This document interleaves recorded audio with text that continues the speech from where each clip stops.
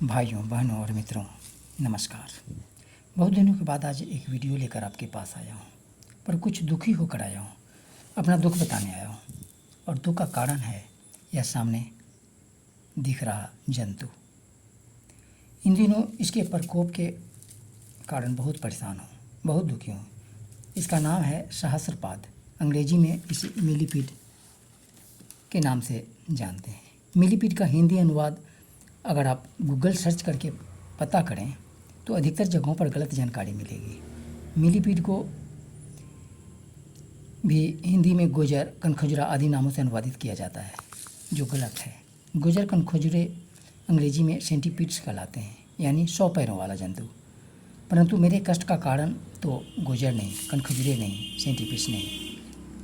मेरे कष्ट का कारण तो इन दिनों यह मिलीपीड, जिसे सहस्त्रपाद यानी 1000 पैरों वाला जंतु कहा जाता है।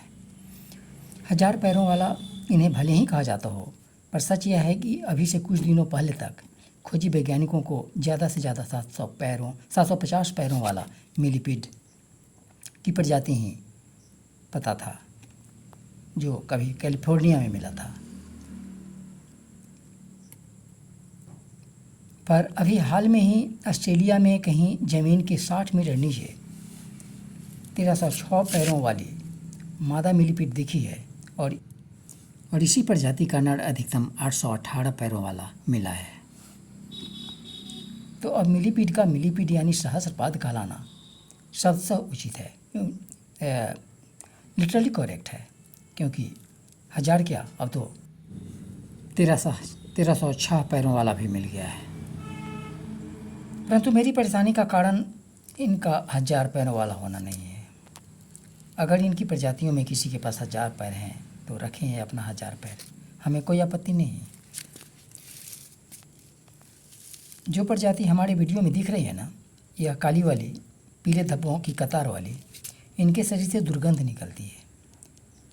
पर यह भी कोई बड़ी चिंता की बात नहीं।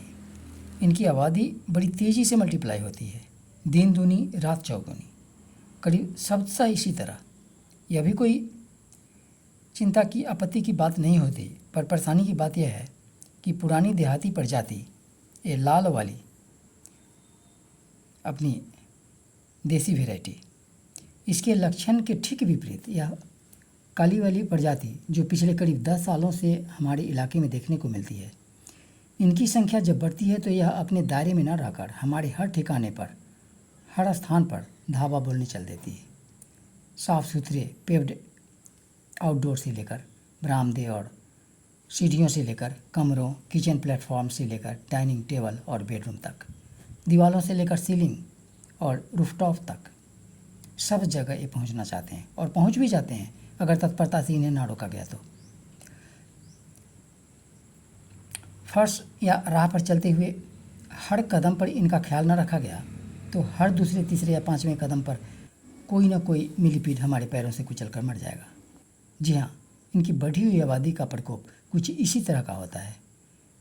इनके शरीर से निकलने वाली दुर्गंध वातावरण में कुछ इस इंटेंसिटी के साथ व्याप्त हो जा सकता है कि हमारी मानसिक बेचैनी बढ़ने लगे, हमें मानसिक बेचैनी होने लगे। और इधर कुछ वर्षों के अवलोकन से मैंने यह तथ्य पता किया है कि वातावरण में कुछ ऐसा परिवर्तन आता है जो इस प्रजाति को सूट करता है तो लाल वाले को नहीं, और जो लाल वाले को सूट करता है वो इस वाले को नहीं। क्योंकि जब काले वाले की संख्या बढ़ती है ना तो लाल वाला बहुत कम दिखाई पड़ता है, और जब लाल वाला की संख्या बढ़ती है तो काले वाले की संख्या कम हो जाती है।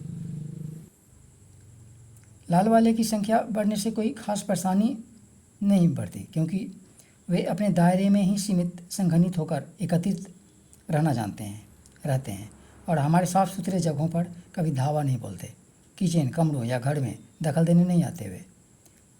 बस डैम्प जगहों पर जहाँ ज़मीन में सड़ी गली पत्तियाँ, पादप पदार्थ डिके हो रहे होते हैं, उन्हीं को खाते हैं, वहीं पनपते हैं।